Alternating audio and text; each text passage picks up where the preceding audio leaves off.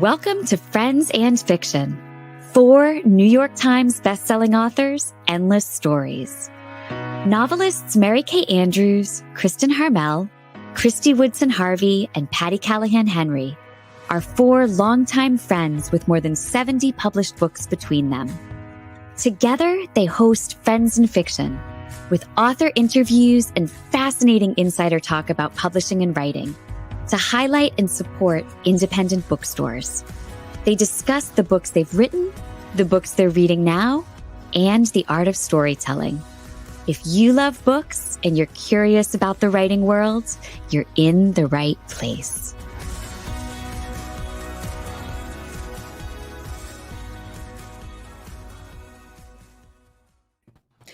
Hello, everyone. It's time.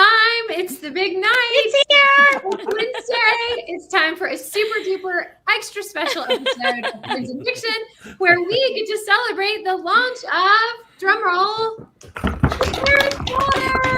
Yay! If you can't tell, we are overflowing with excitement about tonight. And I am Kristy Woodson Harvey.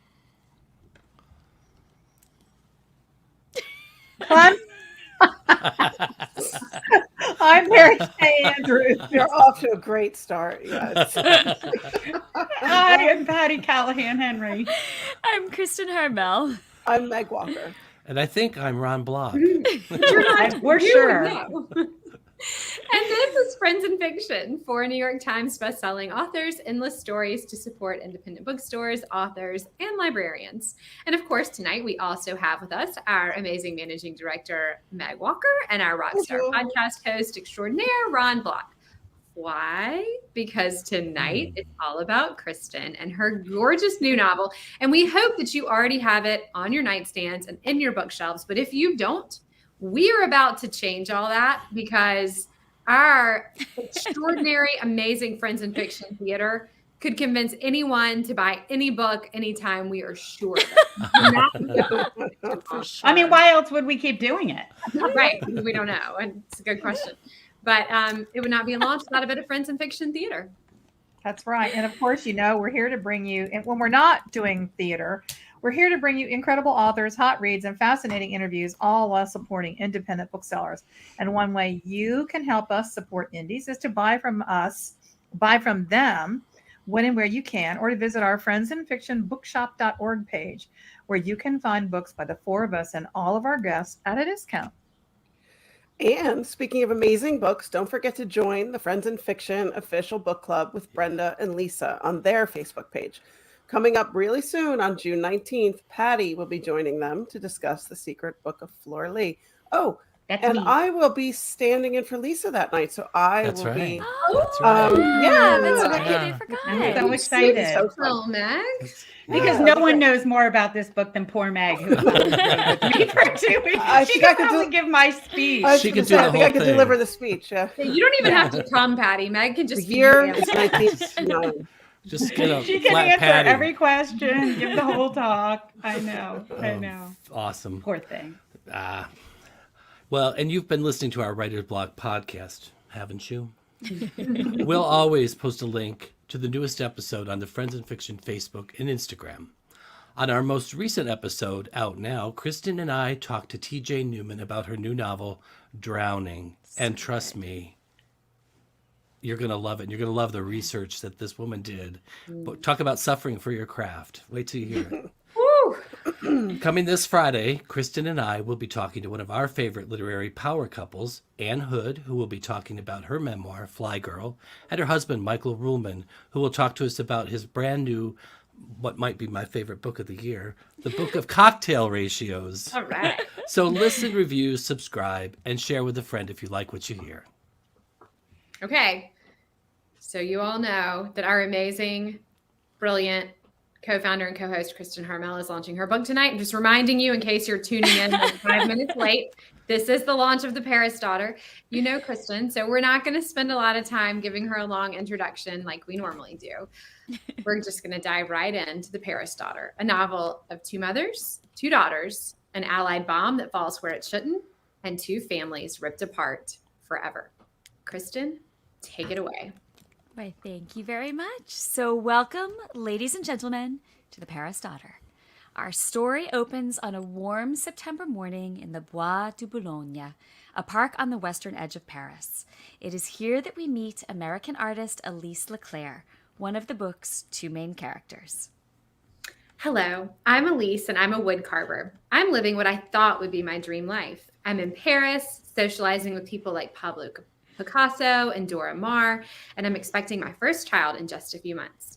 I'm married to a handsome Frenchman too, an artist like me. And isn't that every girl's dream? To get whisked away to Paris by a man who understands you to the very depths of your soul? And I am Elise's husband, Olivier Leclerc. Though obviously nobody knows who I'm married to. They obviously know me from my paintings, which sell for a pretty penny. And don't tell Elise, but this nonsense about understanding her to the depths of her soul. Sure, she can do beautiful things with her carving tools and a block of wood, but let's be honest. I am the artist here, not her. Collier's magazine described me as having the brush of Picasso with the looks of Clark Gable. And how could a man of my stature turn down the opportunity to have a pretty young thing like her on my arm? Olivier is very Irish sounding. Well, I was going to say that went Irish really quickly. Shoom. Okay. In the park, mere hours before word reaches Paris that World War II has begun with the invasion of Poland, Elise is sketching a bird, trying to find her way back into the sense of creativity that has eluded her lately. But when she looks down at her work, it looks like a tangle of senseless scribbles. I've lost my touch. I can't seem to feel the things I'm supposed to feel anymore. Olivier feels as if he's drifting further and further away. Surely this baby we're expecting together will change things between us, though, won't it? And just then, Elise experiences a sudden cramp in her side, followed by another, which makes her blood run cold with fear. Oh no, the baby! I can't be in labor now. It's far too soon. As another cramp brings her to her knees, suddenly there's a woman by her side, a woman with two little boys, aged 2 and 4, who are there to play in the park. Madame, are you all right? This is Juliette Foulon, our second main character, who we'll soon learn is also an American in Paris. Unlike Elise, though, her marriage is a very happy one. Her French husband, Paul, inherited a small bookshop from his parents, and together he and Juliette have grown it into something magical. They are also raising a beautiful family, which includes sons Claude, who is 4, and Alphonse, who's 2. Like Elise, Juliette is pregnant. Oh, I'm fine. I'm just a little dizzy. The women quickly introduce themselves to each other, and in a moment of conversation, they learn that they're both expecting their babies in January. Who knows? Perhaps they will even be friends, your child and mine. Now, shall we go, Madame Leclerc? Go where?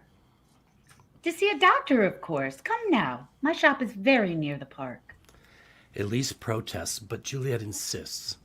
Elise's cramps resemble contractions, and she knows she must make sure that this woman with whom she's already feeling a kinship is safe. They walk quickly to Juliette's shop just to the west of the park, and it turns out, to Elise's surprise and delight, to be a beautiful bookstore, overflowing with books and with magic. And as all the best bookstores are just like that, it is called La Librairie des Rêves, whatever. Or the Book Drop of Dreams. I practice that all day. What is this place? It's incredible. Why, thank you. My husband Paul and I have spent years making it into what it is today, a place where everyone belongs, and where all of us can find our own dreams between the pages of books. In fact, hey, honey, hi, there's my husband now. Bonjour, je m'appelle Paul. I'm madly in love with my wife, Juliette. Of Our course life you here are. on the western edge of Paris is nearly perfect. This new baby we're expecting will be a wonderful addition to our family. Right now, though, I'm just as worried as Juliette is about this new woman she has brought into the shop. Like my wife, she's pregnant. Her face is as white as a sheet. She looks quite unwell. I'll go get Dr. Babin. Well done. While they Yeah. wait, Juliet confesses that she's especially worried about Elise because she herself lost an infant daughter a few years earlier. So, you see, I know what it feels like to lose a child. How did it feel? I'm so sorry. That was terribly rude of me. No, it's quite all right. Nobody has ever asked me that before. It was the most helpless I've ever felt in my life. And the grief, it's hard to describe. It felt like a flock of birds, so many of them taking flight with nowhere to go. Soon, Paul returns with the doctor, who spends some time examining a terrified Elise, while Paul and Juliet look on, worried. Finally, the doctor steps back, nodding. Just as I thought. Practice contractions. You are not having a baby today, madame. Are you certain, Doctor? Quite. In fact, Madame Leclerc, it means your body is preparing for the birth, like calisthenics for the big event. Elise finally relaxes a bit and lets herself imagine a life that's different than the one she has. She agrees to return to Juliet's shop again, and once she's home, she begins to carve, drawing from a block of wood the shape of birds, tethered to the ground, their wings straining against the sky. They're Juliet's birds of grief, taking flight with nowhere to go. The first piece of art Elise has created in months. Something about this new friendship has broken through the tangle of Elise's fears, allowing her to create again. Later that night, Olivier comes home, his eyes glimmering with something dangerous. Where on earth have you been all afternoon, woman? Hitler has invaded Poland. The war has begun. That's good. Everything changes from that moment on. Olivier becomes involved with a resistance group, growing more and more reckless and putting Elise in danger too. It is my chance to make a mark. Sure, I care about protecting my fellow countrymen from the Germans who have overrun our city. But do you know what matters more? Being a hero. Making sure the world knows my name. For Juliet, her husband Paul, and the children, the war makes their little magical bookshop go quiet. Our life grows difficult. Food is strictly rationed. We worry about the Germans invading France. We are all scared of what's to come. On the first day of 1940, Elise goes into labor, welcoming a baby the following day. She names her Mathilde, and a week later, Juliet, too, gives birth to a little girl, who she names Lucy.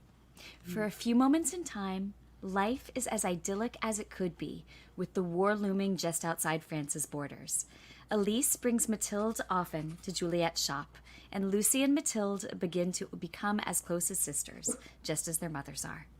But then, in May of 1940, Germany invades France, and on the 10th of June, 83 years ago this very week, in fact, the French government flees Paris. The Germans occupy the city just a week later. Juliet and Elise grow closer and closer as the city closes in around them. They are each other's families now. 2.5 years later, in September of 1942, when Mathilde and Lucy are 2.5, Elise's husband, Olivier, the spectacular painter with the wonderful French accent, is arrested for his resistance activities and tortured. The Germans want to know who he's working with so that they can arrest and execute everyone involved. I don't tell them, of course. I'm a hero, remember? I'm not going to give up the names of other people in my network. So instead, to avoid the worst of the torture, I give them the first name I think of. My wife, Elise Leclerc. Olivier is executed. Yes. And Elise learns with horror that the Germans, who now believe that she was part of Olivier's plot, are coming for her. Her only chance of survival for both herself and Mathilde is to get out of Paris. But she can't take her daughter with her, for the authorities are looking for an American woman on the run with a little girl.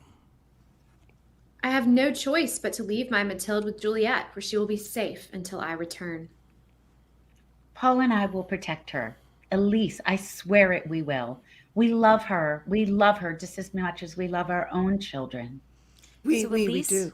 Thanks, Paul. And I'm sorry that your husband now has a Scottish accent. So Elise flees south to a town named Orignon, in which those of you who have read the Book of Lost Names might remember.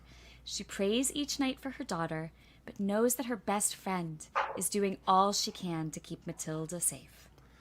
But nowhere is safe in the midst of war, and one sunny day in 1943, with Paris in bloom, with the horse track in the western suburbs opening for the season, and with the world looking as beautiful as can be, the air raid sirens sound. Outside Juliet's perfect little bookshop, they begin to shriek, and an ominous rumble fills the air. Claude, Alphonse, Lucy! Get the children to the cellar. There's an explosion nearby, very close, and the ground rolls, nearly throwing Juliet off her feet. The children are screaming. The air is filled with dust and debris. Paul dashes toward the girls, calling over his shoulder, Juliet, get the boys. Juliet sees Paul hoist Lucy and Mathilde, one in each arm, as another bomb explodes so nearby that the front window is shattered, sending a spray of broken glass into the store. Juliet is a millimeter away from grabbing little Alphonse's hand, a centimeter away from Claude, when a sudden whistling overhead turns into an urgent shriek. In the millisecond before the world goes black, I know exactly what is about to happen, and that I can do nothing about it. I cannot stop it. It is already too late. In the instant that exists between light and dark, between life and death, between the before and the after, the roar grows deafening, the flash of light eclipses everything, and Juliet's bones feel as though they've been reduced to dust as the world around her disappears. An Allied bomb intended for a nearby automobile factory has landed directly on the idyllic little bookstore. Not everyone has survived, and by the time the Germans are driven out of France and Elise returns to Paris in September 1944, Juliet has vanished without a trace, taking all knowledge of Mathilde's final moments with her. Imagine knowing that your daughter has died, but not knowing when or how or what her final moments might have been like. The only sign that Mathilde ever existed at all is a small headstone in the same cemetery where Juliet's husband, Paul, sorry, Paul, has been buried. Oh. And so, you're like, oh, yes. And so goes Elise's life, or a half-life, really. The kind you live when you blame yourself for your child's death, and when you don't know what happened in her final moments, until 1960, 16 years later, when Juliet resurfaces in New York, and Elise must cross an ocean to find the woman who holds the answers to Mathilde's final moments. What she discovers there will change everything, but you'll have to read the book to find out what happens next. And that, my friends, is The Paris Daughter. Well, Bravo, bravo, bravo. Is that French? And excellent accents, may I say. That was well another done. successful-ish production of the Friends of Fiction Theater, and now we all know why I never lived in Paris, because I cannot pull off a beret. It Oh, was that's adorable. You pull off everything, Kristy. Yeah, it is You time can pull to up dive a into garbage talking bag about- on your Yeah. head. New idea for the next lunch. There you Kristy go. has to wear a garbage bag on her head. I'm still still be cute. reeling from being killed off. Sorry. Sorry. Yeah. Bye. It's probably because they're like, this lean doesn't know where he's from. You weren't just killed off, you were executed, baby. At least Meg died in a heroic way. You after You betraying give- your wife. Yeah, give up the mother of your child, by the way. Thanks for that. That was great. Wow. I thought you were a great Jamaican. What are you talking about? What are you talking about? Kathy was a great Oh, Jamaican. it's Scottish. Sean said he thought you were a great Jamaican. Amazing. My talents are not appreciated around here. Oh, They're appreciated. You're painted. I thought you did a great very job. appreciated. Much better than I did in Patty's launch. So I was just grateful that I was American and didn't have to. Yeah, ditto. All right. Well, we are ready to dive into The Paris Daughter. Have we mentioned that you should run out and buy it immediately? I'm just saying, everyone on the page is talking about it already. We are all obsessed with it. We loved it so much. Loved it. Everyone's going to be talking about this book, not just on Friends of Fiction, but everywhere. And if you have not read it, you're going to be left out. Yes. FOMO. Allons-y. Allons-y. Go get it. Yeah. Well What done. does that mean? Let's go. Orande, Let's go. orande. I don't know. Look at her. Okay. Well, and we know that you are dying to know what happens after our beautiful production. What happens to Juliet, Elise, and the children? Kristin, everyone survives, right? Nope. Oh, don't tell me that. Okay, Kristin. Well, you know, we always ask our guests on the show this question. So now we're going to ask you. We know a little bit about what the book is about, but what is it really about? You know, you would think I'd have a better answer since we ask this every week, right? I think all of my World War II books are, to some extent, about finding strength in the darkness, finding a way to be the light in the darkness. I think that's sort of the theme that keeps coming up again and again. But this book in particular, I think, is about the power of friendship when it goes right. The power of motherhood, the way that motherhood changes us and transforms us and makes us fight for something bigger than ourselves. It's about the effects of war on the civilian population, too. I mean, I certainly have addressed that in other World War II books, but I think this is the closest look we have at what happens to some very just ordinary people and their children living in the midst of World War II, living in Paris in World War II. And I think it's about moving on when life takes a road we didn't expect it to.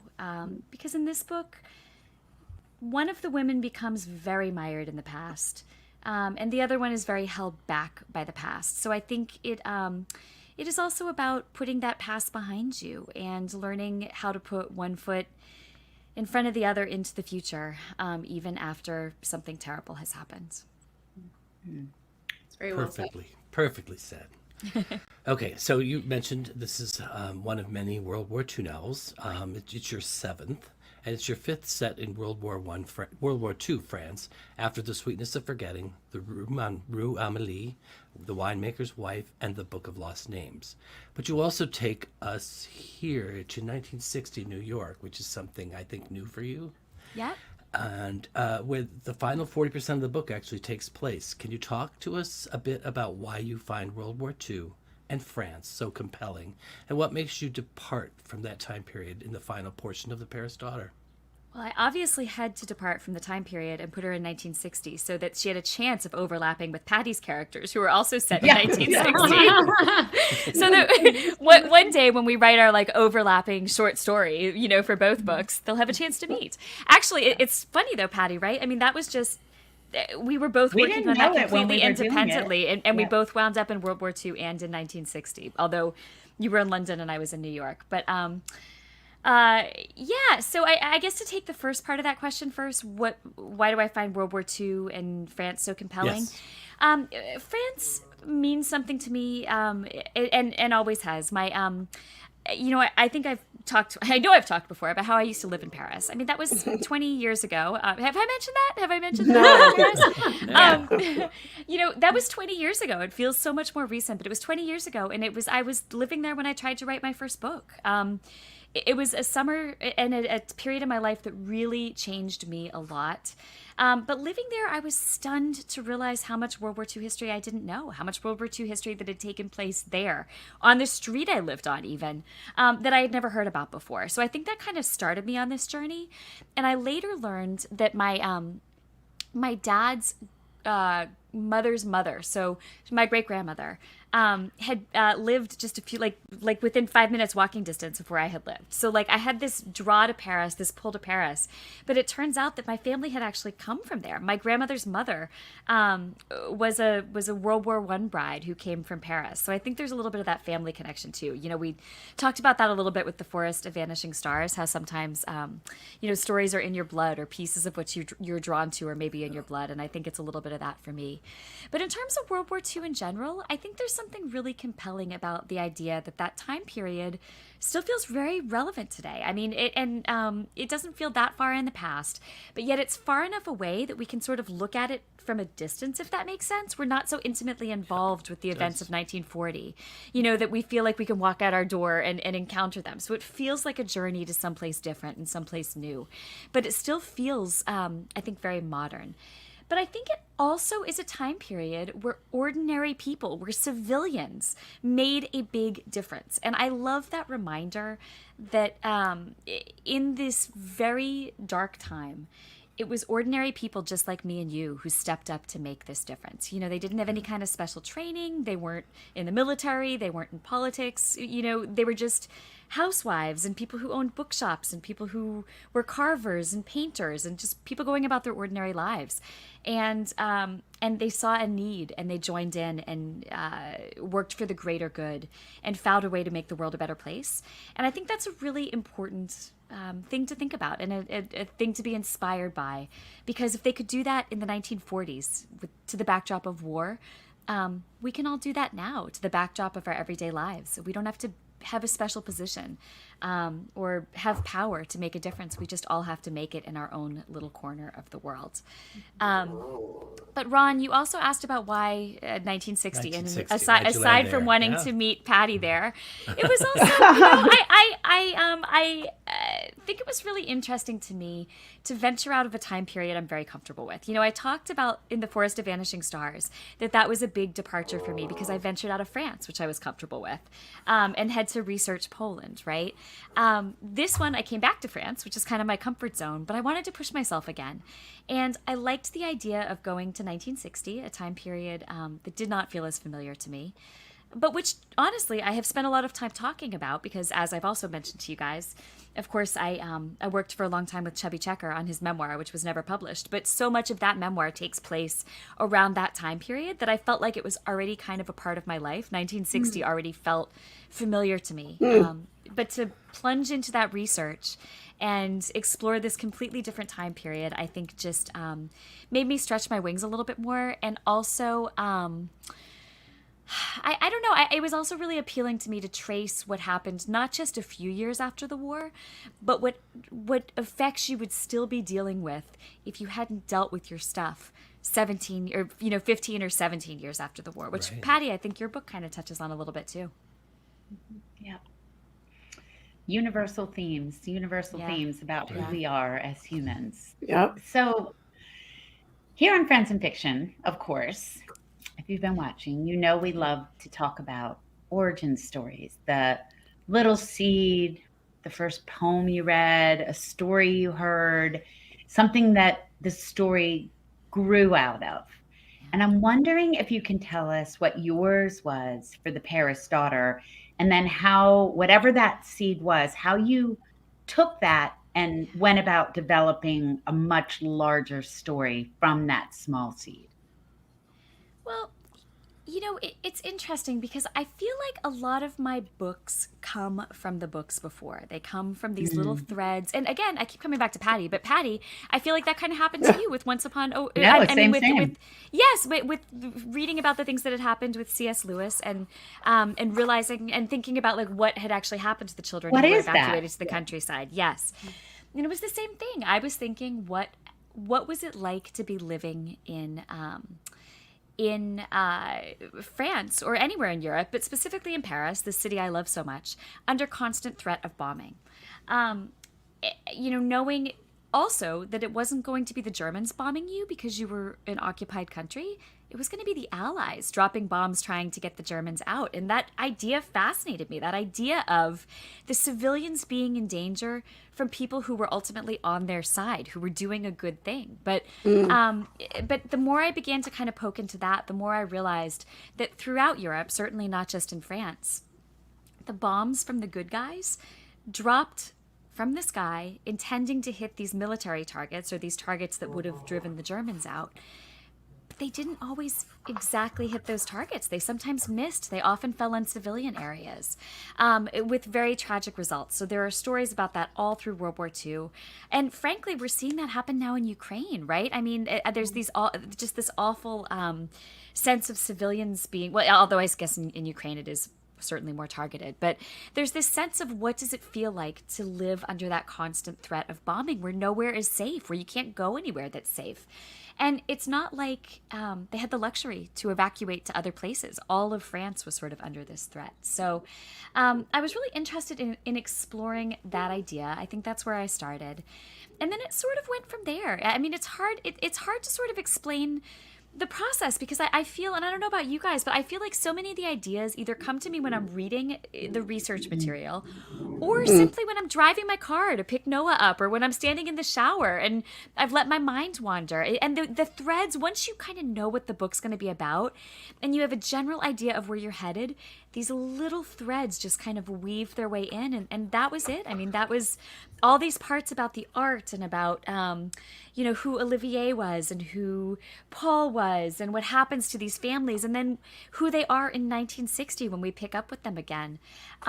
They were just these little threads that I wove in once I had this initial idea and once I began to follow these research paths wherever they took me. And it was really interesting to research 1960 New York too. That was that opened up a lot of new doors for me.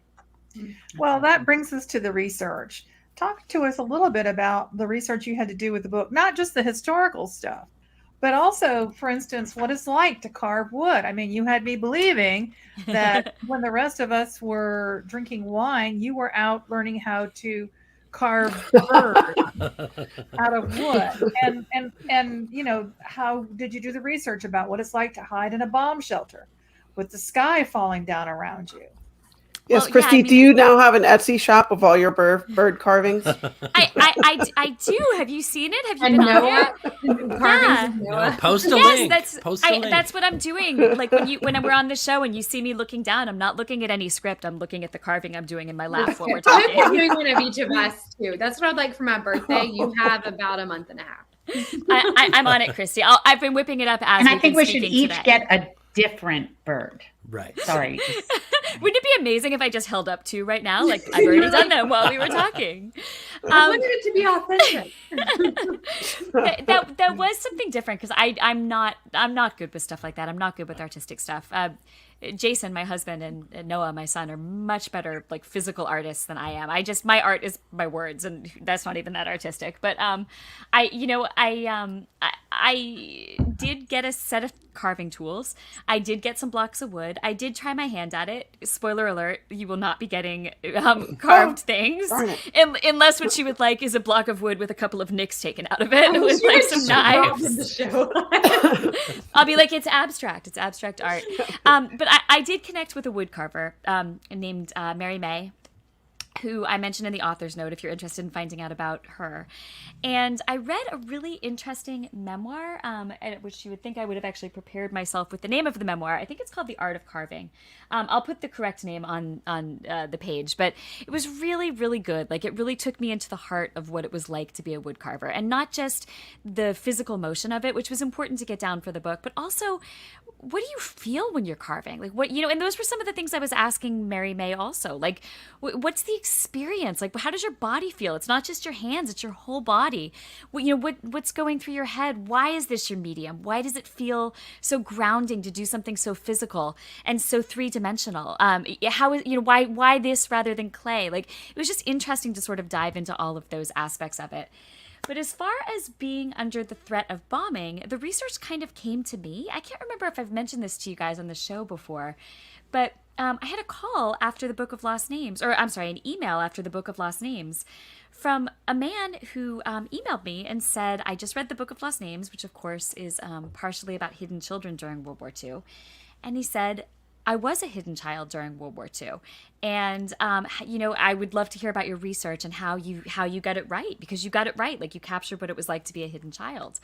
And I thought, oh my gosh, this is so interesting. So we emailed back and forth and we set up a phone call. And I thought we were just going to talk about being a hidden child in World War II, which has a little bit to do with this book because there is a story thread with that.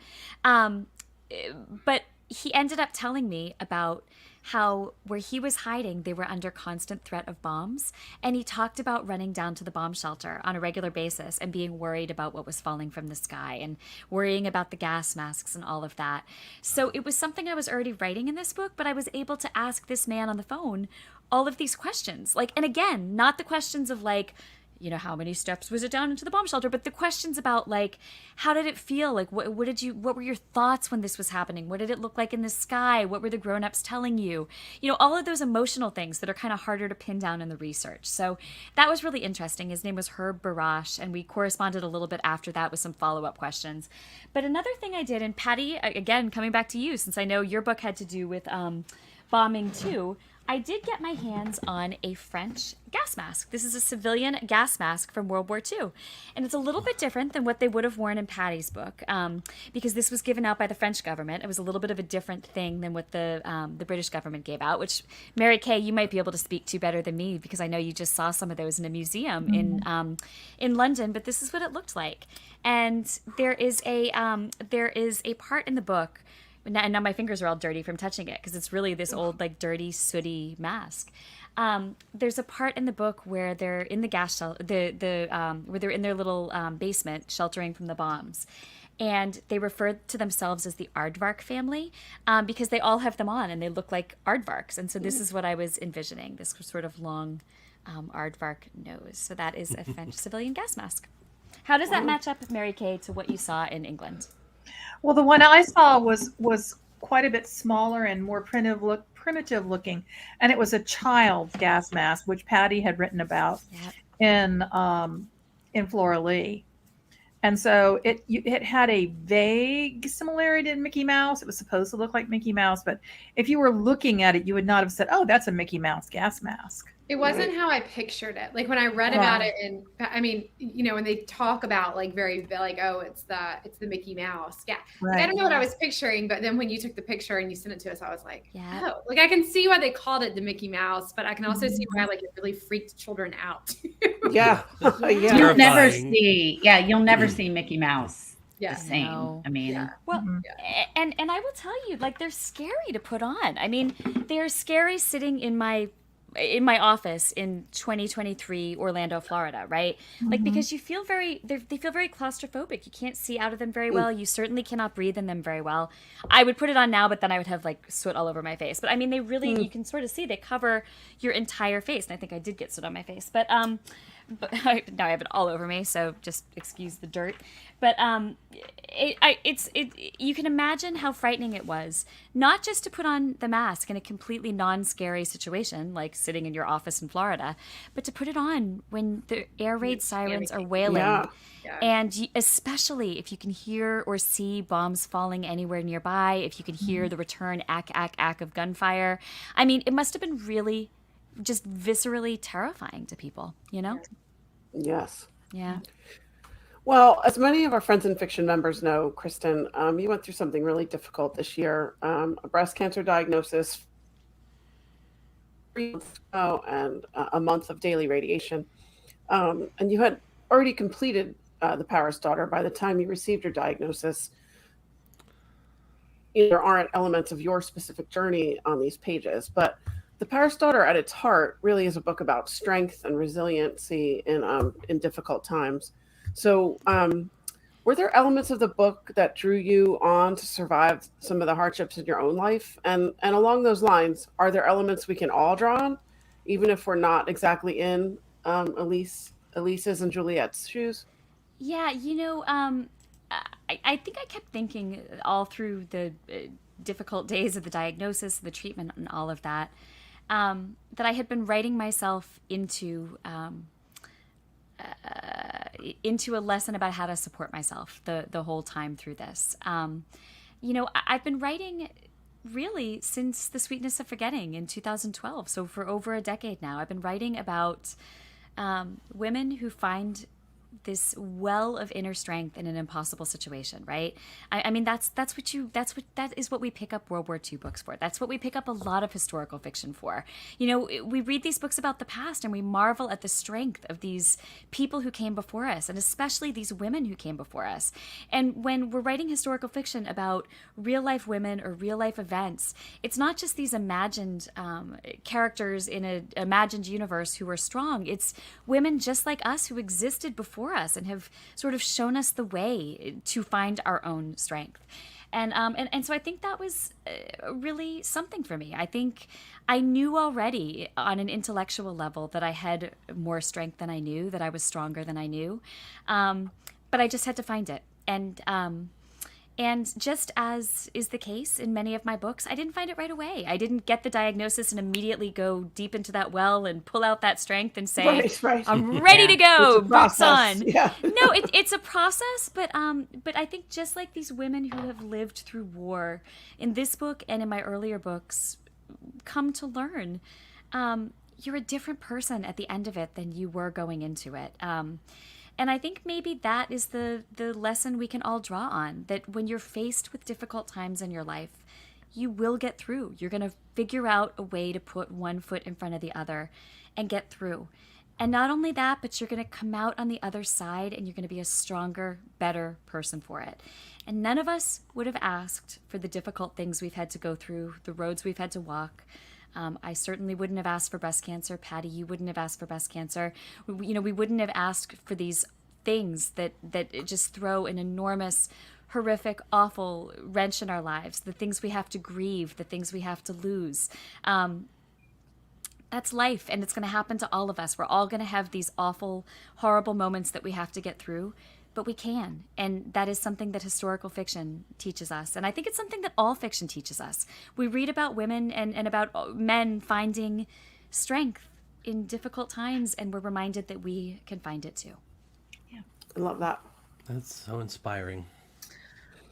Something that we haven't talked about, and I'm not going to talk about her like too in depth because I don't want to like give any spoilers away, but we've talked about Juliet and Elise, the mothers in this book, and there's Ruth too, who's another mother who is a Jewish woman who has a very different journey in a lot of ways than Elise and Juliet, but then some similarities too, which again, I'm not going to give any spoilers, but something that really struck me about all of the mothers in this book, and you touched a little bit on this about kind of this like ancestral memory that we sort of have, but I think something that I kept thinking about in this book that I think is well done is that feeling of sort of attachment to the people that we love that doesn't necessarily, that can transcend death, I think, but also gives us a connection that sometimes makes us think that, it gives us, like you talk about, all of the places that the Jewish survivors would come back to try to find their family members, and the people that go day after day because they know that their family member is alive. They would feel it if they weren't, that kind of thing. So how did you sort of tap into that for that story? That was a really long way of asking a short question, but how did you sort of tap into that feeling of that connection that we have with those people? Yeah, thanks for mentioning that. And I'm glad you mentioned Ruth. I didn't put her in the little play we did because it felt like the central story I wanted to talk about to give you an idea of the book was Elise and Juliet. Yeah, but Ruth is really central to it also. I mean, really, when I talk about the book, I say two mothers, two daughters, whatever, but there's also Ruth, and Ruth has her two children as well. And just like Elise and Juliet, she has to make an impossible decision. She has to send her children away. And she doesn't know if they're going to be safe. She doesn't know if they're going to return at the end of the war. She doesn't know if she's going to return at the end of the war. And she was a really powerful character for me to write to. I felt like that was a little bit more connected to the situation I was writing about in the Book of Lost Names, the mothers who had to send their children along that escape line where the children were concealed and sent over the border, hopefully to safety. Yeah. So I think the reason I put Ruth in there partially was maybe just answering some questions I myself had about what the mother's journey would have been during that book in the Book of Lost Names. But in terms of the people returning from concentration camps, or being someone who survived and then going to this place called the Hôtel Lutetia in Paris, which was the center for deportees to return when they were returning. So in Paris, when people had been sent away to the camps, after the war was over, the survivors who were brought back to France were processed through this place called the Hôtel Lutetia in central Paris, where they were given clothes and medical care and food, and the lists of the survivors were set up, and you could go every day to this place and see if the person that you were waiting for was there. So it was this horrible, tragic thing because so many people didn't survive. But if you couldn't find your person's name on a list of the dead, you might keep going every single day, watching the line of faces coming towards you. And these faces that sometimes just weren't recognizable. I mean, these people had spent a year or two or more in these concentration camps and had become very malnourished. It just didn't look like themselves anymore in a lot of ways. But people kept going because they felt in their hearts, I would know it if I lost this person. As you said, Kristy, that sort of that connection, that gut feeling. And so tapping into that felt very, very personal because I could imagine that. I could imagine. And you know what? I think Elise feels like that too. Her daughter, she comes back and learns that her daughter has died. And she can't believe that her daughter has died and she didn't feel it. She didn't feel her daughter's spirit like leaving the earth, right? Like she just was going on with her life and didn't know. And I think that's how the characters feel when they go to that meeting place too, hoping to see their loved ones. They think to themselves, I can't believe that could have happened and I don't feel it yet in my gut. Did that sort of answer the question? Yeah. I mean, and in Juliet too, even though she knows her family's gone, she watched it happen. Yeah. But she, is talking to them and communicating with. It was a very interesting theme to me that I felt like I thought it was very heartfelt and well done. Well, thank you. All right, Kristin. Well, before we wrap up, everyone go buy your book. A few more surprises, a few more quick messages from us before we go. So with all four of us having new releases, and I know we mentioned The Paris Daughter, it's out now. We have some amazing events coming up. You can catch us live together multiple times, even with Ron. He has his own fan club. So we've already been to Huntsville, Charleston, and Columbus. And next up, we will be in Tampa, Florida on July 20th at Oxford Exchange for Kristy's launch of the Summer of Songbirds. I like saying that. The Summer of Songbirds. It's Mary Kay's favorite kind of title. And then Beaufort, North Carolina on August 1st for a breast cancer fundraiser. And last and biggest, Mary Kay's Darien, Connecticut on October 4th for Bright Lights Big Christmas. And Kristin, can you tell us where you'll be on tour for The Paris Daughter in the next few weeks? We started last night in Huntsville, and now what? Well, now, so we pre-taped this episode. So now, as we're airing, I am also with Mary Kay in Atlanta. So we are doing something in Woodstock with Colleen Oakley. So we're excited about that. Tomorrow, I'm in Greenville, South Carolina for a luncheon and evening drinks. I'm in Pawleys Island, South Carolina the day after that. Then it's on to Cape May, New Jersey, Tampa, Orlando, Cleveland with Ron. I'm so excited about that. Rhode Island with Fiona Davis and Nicola Harrison. Bethany Beach, Delaware, Rehoboth Beach, Delaware with Wade Rouse, and finally Brielle, New Jersey, where I will be seeing our very own Meg Walker. So I'm excited about that too. Me too. So you can find all of those ticketing links on my website, which is KristinHarmel.com. Make sure that you are signed up for our Friends in Fiction newsletter and for our individual newsletters so that you're the first to know more about Kristin's events and all of our events separately and together. And on a personal note to all of you, we want to thank you for showing up week after week, especially for these special launch episodes. And we want to remind you how incredibly important first week sales are to a book's overall life and trajectory. Y'all, I don't know. I'm sorry. I'm sure y'all can hear this. There are like fighter jets going over my house, and it doesn't. Yeah, but they like just keep going. And every time it happens, it's like a thing here. I don't know if people do this in other parts of the country, but like if you're sitting with bigger people, everybody goes, "Sound of freedom." Like everybody does that all the time. Kristy, that is incredibly on brand for tonight, since we're talking about like totally. There was this huge, like I muted from it because they just kept going. Wow. There were like 10 of them, and I was like, oh, this is like really on brand for tonight. But then it always makes me like a little nervous too. I'm like, where are they going and what are they? Yes, they're just practicing. Anyway, the first week, super important. Buy the book, basically all we're saying. But like all of us here, Kristin works tirelessly every single week to bring this show and podcast to life. And this is a really great way that you can support her and tell her thank you for all the hard work that she does all year long for this 1 week of launch. So anyway, if you enjoy tuning in, please consider supporting her this week. Yeah, I don't know how to say it in French. Buy her book, voulez-vous. Did you just make up that word? Because I feel... voulez-vous buy the book?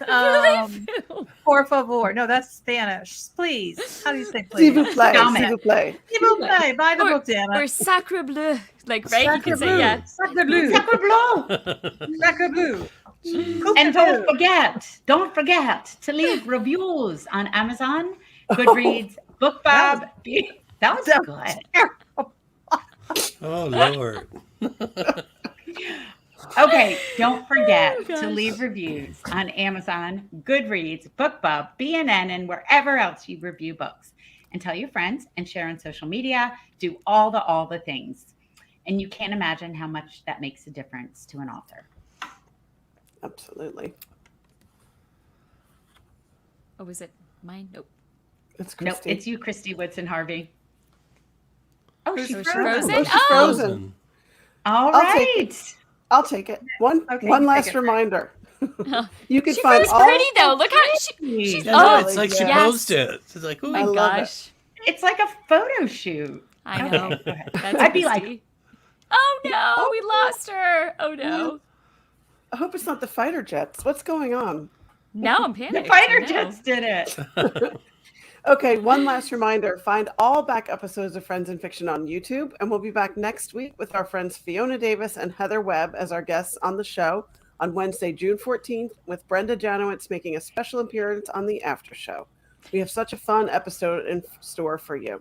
Congratulations again, Kristin, to all of you out there. We will see you next week. We hope you've all read The Paris Daughter by the time we see you again. Yes. Good night, everybody. Thank Good you. night. Good night. Thank Good you. night, everyone. Thank you for tuning in. You can join us every week on Facebook or YouTube, where our live show airs on Wednesday nights at 7 p.m. Eastern Time. Also, subscribe to our podcast and follow us on Instagram.